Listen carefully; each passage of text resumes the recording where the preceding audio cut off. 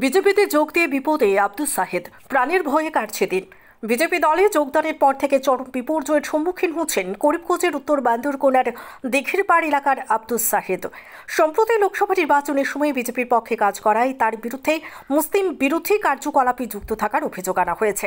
এর জেরে তার বিরুদ্ধে একের পর এক মামলা দায়ের করা হয়েছে এবং জমি দখলের অপচেষ্টাও চলছে।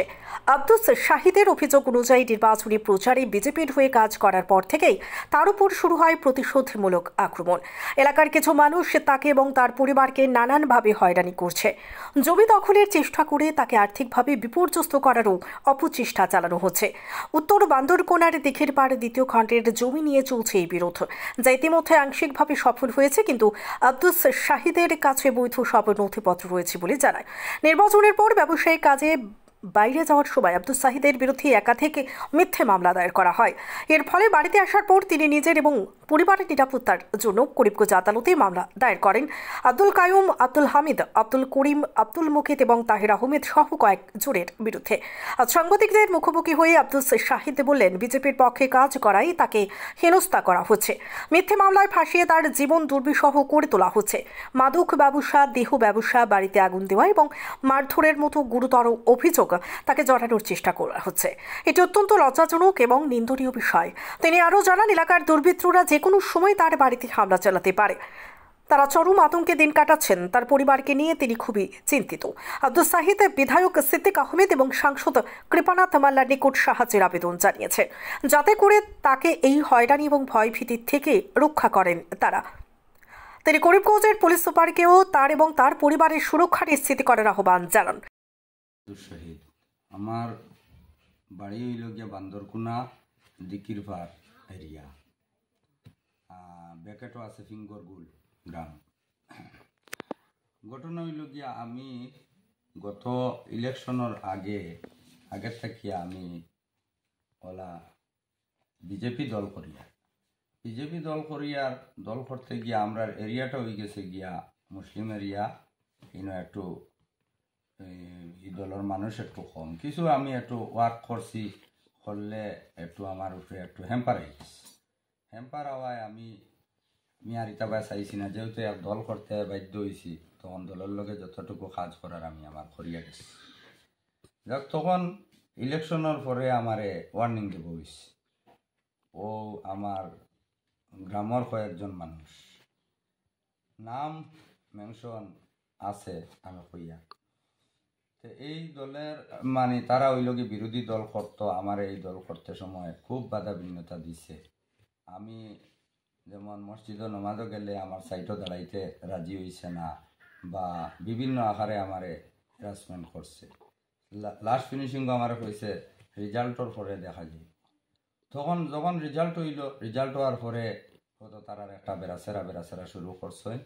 আর করিয়া আমারে একদিন আমার বাড়িতে ইয়া তারা কয়েকজন মানুষে বেরিয়া আমারে কইছেন যে এখন তোর বাড়িঘর সব ভাঙ্গি মুতরে, তোর জায়গা জমিন সব দখল করে দিমু, তোরে এই জায়গাটাকে উচ্ছেদ করে দিমু। তখনও আমি নীরব রয়েছি আমি, কারণ একা মানুষ আমি। আর যাতে বিজেপি দল করলে অতখান মানে ভয়ঙ্কর ওইব করিয়া আমি তখন ভাবছিলাম না, লাগিয়ে আমি একটু নীরব রয়েছি। রইয়া আমি আমার বাইরে ছোটোমোটো একটা ব্যবসা করি আমি গেছি। গিয়া কয়েকদিন রইয়া আমি আবার বাড়িতে আইছি। আবার পরে আমার জায়গা ও যে প্রথমে ওয়ার্নিং দিছিল, এরপরে ও জায়গাটার তারা দাবি করছে যে জায়গাটা ছাড়ি দিতাম। আমি 13 ইংরেজিতে জায়গাটা আমি কাগজ করছি, সবটা আমার রেকর্ড অল টোটাল ওকে আছে।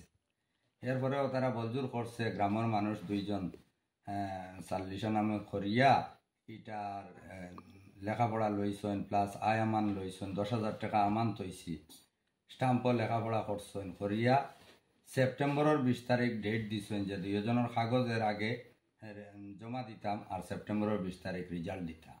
তখন আমি আমার কাগজ জমা দিয়ে আমি মিজোরাম গেছি।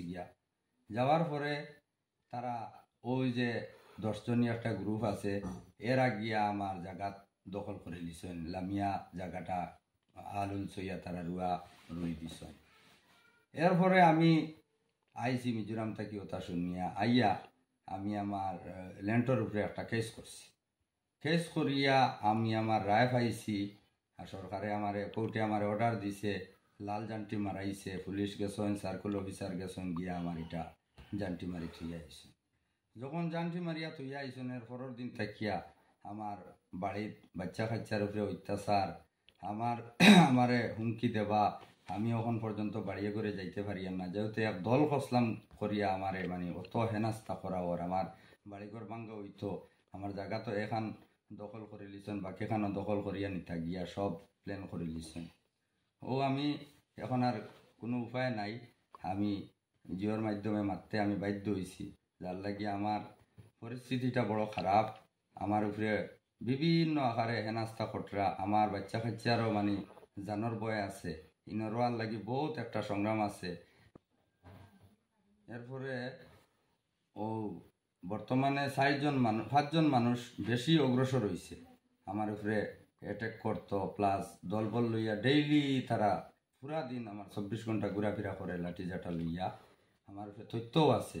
এই 5-6জন মানুষের নাম হইল গিয়া, 1 নম্বর হইল গিয়া আব্দুল কাইয়ুম, তাই নইলা গিয়া বিনোদনী জলালপুর এমই মাদ্রাসাত চকিদারি চাকরি করেন আব্দুল কাইয়ুম, যে চকিদার বিনোদনী এমই স্কুলের না এমই মাদ্রাসা। 2 নম্বর হইল গিয়া আব্দুল হামিদ, বাবার নাম তজিরুদ্দিন। 3 নম্বর আব্দুল করিম, বাবার নাম তজিরুদ্দিন। 4 নম্বর হইল গিয়া আব্দুল মুকিদ। 5 নম্বর হইল গিয়া তাহের আহমদ। ও ইয়াহিয়া আহমদ, বাবার নাম আব্দুল কাইয়ুম। ও এরা মানুষে আমার উপরে বিভিন্ন আকারে হেনাস্তা করে, আমারে গড়দুয়ার ভাঙ্গিত, জ্বালাইতো বিভিন্ন আকারে। আমি এখন জানোর বয়ে আমি বাড়ি ঘরেও যাইতে আমি পারি না, আমার রাস্তা কাটিয়া ফেলাই দিচ্ছেন তারা, আমার বাড়ি ঘরেও গেলে হ্যারাসমেন্ট করতা। ও পর্যন্ত আমি কেস দিছি, আমি ল্যান্ডের উপরে একটা কেস দিছি, আর আমার 107 একটা কেস দিছি। আমার জানোর বয় আছে, যেহেতু একটা দল করার কারণে আমারে, বিজেপি দল করার কারণে আমারে অত বড় হেনাস্তা করা হয়, যার লাগিয়ে আমি আমার জানোর বয়ে আমি 2টা কেস করছি, একটা ল্যান্ডের উপরে করছি আর একটা আমার 107 আমি কেস করছি। আমি বর্তমানে পুলিশ প্রশাসনের কাছে আমি সাহায্য চাইয়া যে সঠিক তথ্যটা বার করিয়া আমার ওটার মানে আমি বিচার চাই। ড্রাগসের বিষয়ে যেটা তারা কইছে, আমার বান্দরকুনা দিকির পার ফিঙ্গরগুল গ্রামের বাসিন্দা হাজি তজিরুদ্দিনের প্রধান ছেলে আব্দুল করিম, দীর্ঘ আমার ধরিলাইন 38 বছর বয়স। এরা যে ওই যে মানে আব্দুল করিম বা তার মানে যারা আসেন জনগোষ্ঠী, তার মানে বাহিনী আসেন, তার তো বহুত বড় একটা গ্রুপ আছে। এই গ্রুপে মানে আমার উপরে একদিন হয় ডাকাতি কেস দের, একদিন হয় মানে বিভিন্ন আকারে কেস দের, গড় জ্বলা কেস দের, খেরর ফেন জ্বালার আমার উপরে গড় জ্বলা কেস দের। ওই হিসাবে আমার একের পর এক হেনাস্তা করিয়া তারা যায়, মিথ্যা কেস, অল টোটাল ড্রাগস বা এই সেই যেটা আছে এটা মিথ্যা।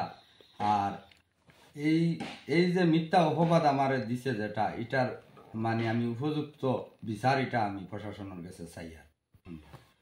আর এরপরে হইল গিয়া আমার যে বউ বাচ্চা বাড়িতে আছে, বর্তমানে যে পরিস্থিতি খুব খারাপ আছে।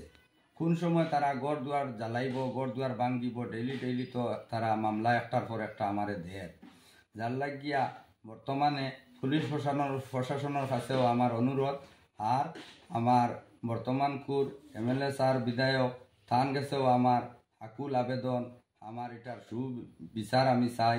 আর আমার এরা বর্তমানে মানে এরা বন্দি অবস্থায় আছে, কি করলে আমরা যান বাঁচাইয়া আমরা থাকতে পারি, আমরা ওটার সুব্যবস্থা নেবার লাগিয়ে আমার অনুরোধ রইল।